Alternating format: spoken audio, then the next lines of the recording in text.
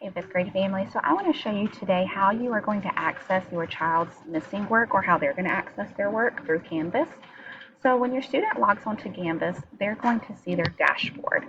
So in their dashboard, they're going to go to their class's main page. So it might say, mine says Mrs. Miles's main page. It might just say Mrs. Snodgrass's page, something like that. It's not going to say language arts, math, science, or social studies. So the one that says their teacher's name, they're going to click that and go to their modules. And they're going to scroll down to where they see absent student work or whatever their teacher has called it.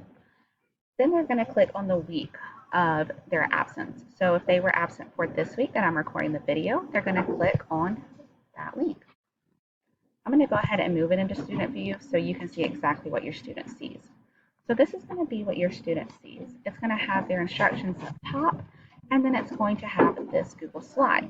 It's only one page, but in the Google slide, their assignments by day and by topic or subject. So for today, Monday, they're going to have language arts, they're going to have math, and they're going to have science.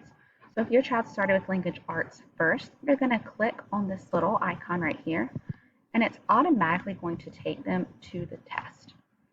If they go back to the tab, they can click on math. It's going to say access denied for me, but it should work for them because it is linked to their Canvas. I just don't have access to that in student view. Now when they go to science, they're going to click on it and it should take them to their science activity, which is a brochure for this week. So if it's a video, they're going to click the video and it's going to take them directly to that video. If you have any questions, please reach out to your child's teacher and we will be happy to help. But hopefully this one-stop shop of a slide will help you navigate their work for the week. We try to only put the minimum amount. That way they aren't overloaded with work while they were out. Also, please make sure, it's said in the instructions, but please make sure they do 20 minutes of ExactPath reading and 20 minutes of ExactPath math every day. That's really going to help in the long run boost those test scores. If you have any questions, please let us know. We will be happy to answer them.